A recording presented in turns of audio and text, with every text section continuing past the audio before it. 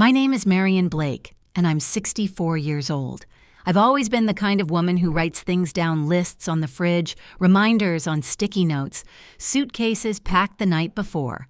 My shoes sit by the door in neat pairs, ready for whatever comes next.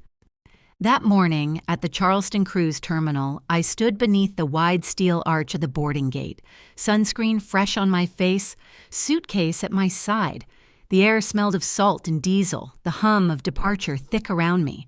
Porters shouted cabin numbers, children darted between luggage carts, and gulls wheeled overhead. It was my first real vacation in over a decade a week at sea, with my son, his wife, and their 2 children. I could almost see the horizon waiting. My son Michael had said the night before, "Mom, this trip will be good for all of us." I believed him. Then my phone buzzed. "Michael, Mom, plans changed. Hannah wants this to be just family. Please understand." At first I thought I'd misread it. My eyes blurred in the sunlight, the words sliding out of focus. But when I blinked, they were still there. I lifted my head, searching, and found him standing halfway up the boarding ramp, phone in hand. Hannah was beside him, her blonde hair shining in the morning light as she waved towards someone already on deck. The children bounced excitedly, their laughter rising above the crowd. Michael didn't look for me, not once. The crowd pressed forward, eager to board. I stepped aside, the suitcase handle cold in my palm. The ship's horn bellowed long and low, and I watched as it pulled away from the dock, bright flags fluttering, music spilling faintly from its decks. When the ship disappeared around the bend of the harbor, I turned and walked back to the parking lot. The excitement that had fluttered in my chest that morning had turned to a hollow ache. The drive home blurred into a long ribbon of road and gray sky. When I reached my apartment, I sat on the couch with my coat still on. The silence in that room felt heavy, an old companion returning. It wasn't the first time I'd been left out of my own family's story. After my husband Thomas died, Michael was still in college. I worked double shifts at the Charleston Public Library cataloging in the mornings, literacy programs at night, sometimes weekends spent shelving books under fluorescent lights. Vacations became luxuries I couldn't justify. Every dollar had a purpose. Tuition, groceries, the savings I eventually handed over to Michael and Hannah for the down payment on their house in Mount Pleasant. Michael had hugged me tight, whispering, "You always make things possible, Mom." I believed that too. Back then, I didn't want anything in return except a seat at their table. But the invitations grew fewer over the years. "We're just trying to build our own family now," Hannah once said, smiling politely, too polite to be kind. So I stopped insisting. Instead, I brought gifts, birthday checks, grocery cards, little gestures to make their lives easier. Each act of love became a transaction, accepted with gratitude, but without warmth. I had become what every mother fears: reliable, convenient, invisible. That night, sitting in the quiet, I realized how long I'd mistaken usefulness for closeness. My love had become expected, like electricity always on, rarely noticed. The next morning dawned gray and still, the kind of Charleston morning that feels too thick to breathe. I moved through my routine like a ghost coffee, dishes, mail, until my eyes drifted toward the metal file cabinet in the corner of my living room. I hadn't opened it in months. Inside were the remnants of a lifetime. Thomas's union papers, insurance forms, yellowed bills, and then a blue folder. I knew before I even pulled it out. The deed. The paper was thick, the ink faint but legible. My name stood there in tidy print. Marion Blake, owner of record. I sat perfectly still, the sound of my heartbeat filling the quiet. All these years, I'd assumed the house had been transferred to Michael, that we'd handled it. Or he had, but there it was in black and white. The house they called theirs was still mine. I called Mr. Wilkes, the lawyer who had handled Thomas's estate. His calm, gravelly voice came through the receiver. "You can sell it, rent it, keep it. It's yours, Marion. Legally and fully." Then a pause. "But if you act, do it properly. Give notice. Keep it clean." "Proper," I repeated when I hung up. The word echoed in the empty apartment. 2 days later, I drove to Mount Pleasant beneath a soft blue sky. Michael and his family were still at sea. I knew they wouldn't be back for another week.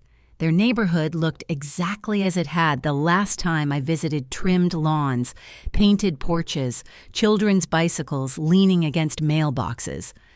As I stepped out of the car, Mrs. Dalton from across the street waved. "Oh, Mrs. Blake, taking care of the plants again." "Just making sure they don't come home to a jungle," I smiled. It wasn't a lie, not exactly. I had watered their flowers before, but this time was different. Inside, the air smelled faintly of lavender and lemon polish. The living room gleamed, every surface curated, everything perfectly in place. But it didn't feel lived in. It felt staged, like a house waiting for photographs. On the mantel stood a line of family portraits. Hannah and Michael at the beach, the children's school photos, Christmas sweaters. My own face was nowhere. Once there had been a picture of me holding their daughter as a baby. It was gone.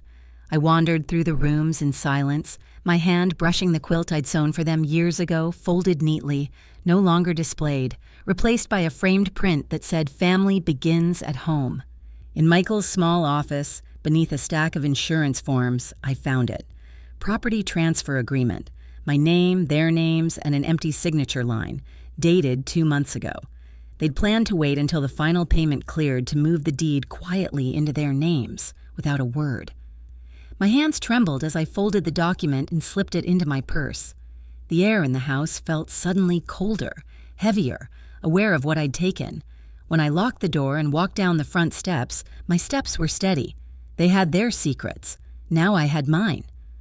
The next morning, I called Patricia Vaughn, a friend from church who'd worked in real estate for decades. Patricia was calm, fair, and never pushy. "Marian, I haven't heard from you in ages. How are you holding up?"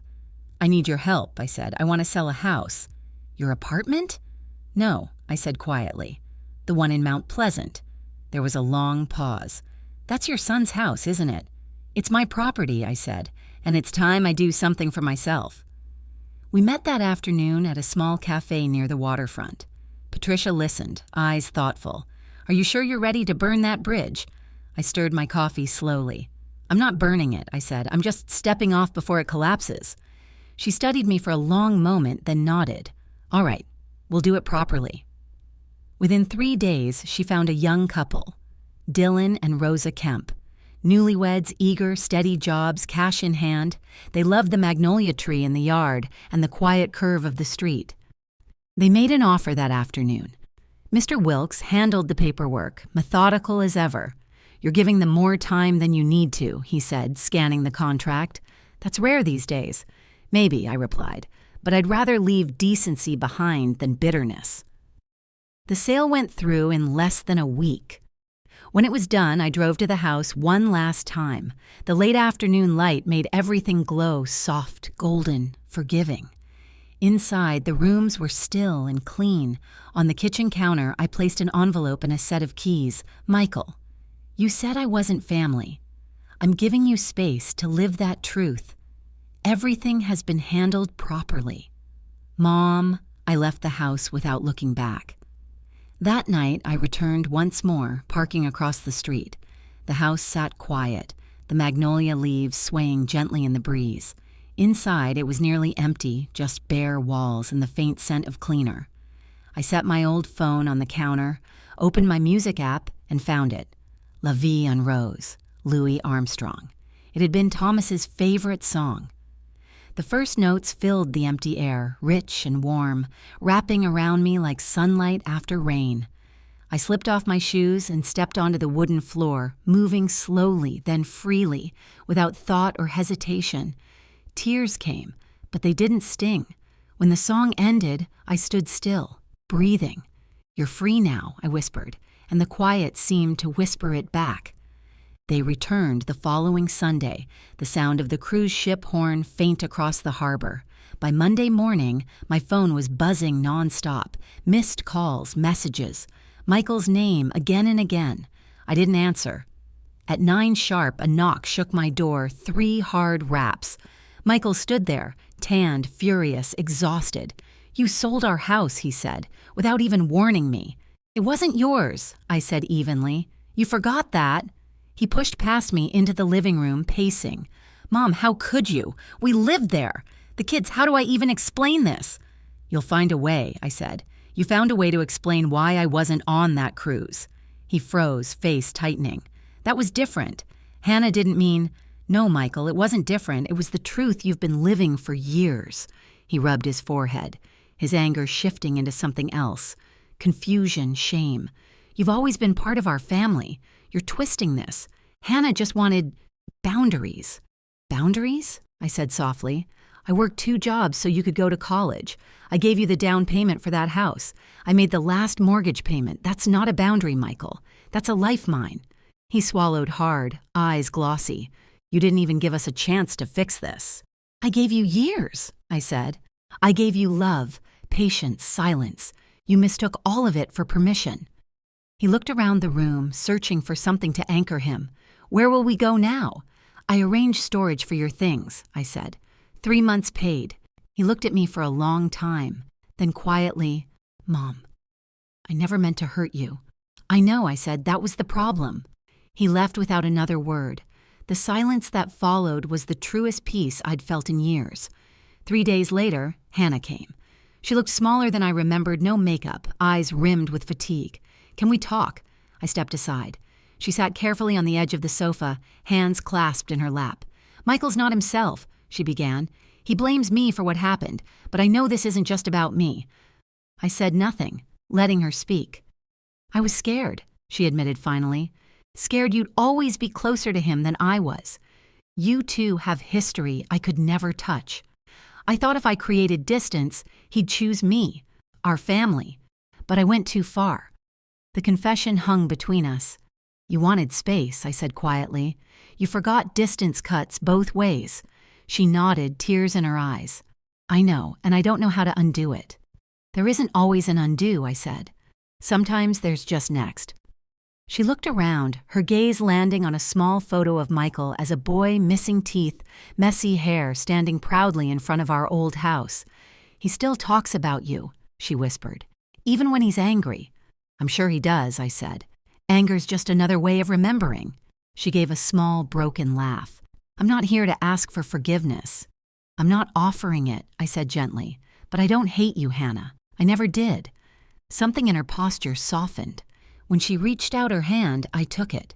Her fingers were cold, trembling. When the door closed behind her, the silence that followed wasn't empty. It was simply still. A month later, I packed a small suitcase and drove north toward Asheville, North Carolina, a place Thomas and I had once promised to visit. Life had never slowed enough for it, but now, for the first time, I had nowhere else to be. The mountains rose in soft blue layers, fading into mist. The quiet there was different, steady, kind. I rented a small cabin surrounded by pine and wildflowers. In the mornings, I joined a watercolor class at a local art studio overlooking the Blue Ridge. The instructor, a silver-haired woman named Marjorie, spoke softly as she painted. Don't control it too much, she said. Water will always find its own path. Her words stayed with me. I let the paint move as it wanted soft strokes of gray and gold melting together until the paper looked alive. In the evenings, I sat by the window with tea and silence that didn't ache. One afternoon, the innkeeper brought me a small envelope forwarded from Charleston. Inside was a child's drawing, bright sun, clouds, and a small house floating above green trees. In uneven handwriting, Grandma's house in the clouds. It was from my granddaughter, Lucy. I smiled. Maybe she wasn't so far from the truth. By spring, Charleston smelled again of salt and jasmine. I returned home with a few rolled paintings and a heart lighter than I'd left with. A week later, Michael called. His voice was careful, almost shy. Mom, we'd like to have you over for dinner, just us. They were renting a small townhouse, modest, tidy, nothing fancy. When I arrived, Hannah greeted me with uncertain kindness. The children ran to me first, arms tight around my waist. Dinner was simple roast chicken, vegetables, a pie from the store. Conversation moved slowly, awkwardly, but it moved. Michael asked about Asheville, about the mountains, about painting. At one quiet moment, he looked up. You made me see what I'd become, he said softly. I studied his face, The same boy who once cried over a lost baseball game, now older, humbled. Then maybe it was worth it, I said. When I left that night, we hugged at the door. It wasn't a perfect reconciliation, but it was real. Driving home, I rolled down the window. The night breeze carried the faint sound of waves across the harbor. I whispered into the wind, "You thought I disappeared." Then, smiling, I finally arrived.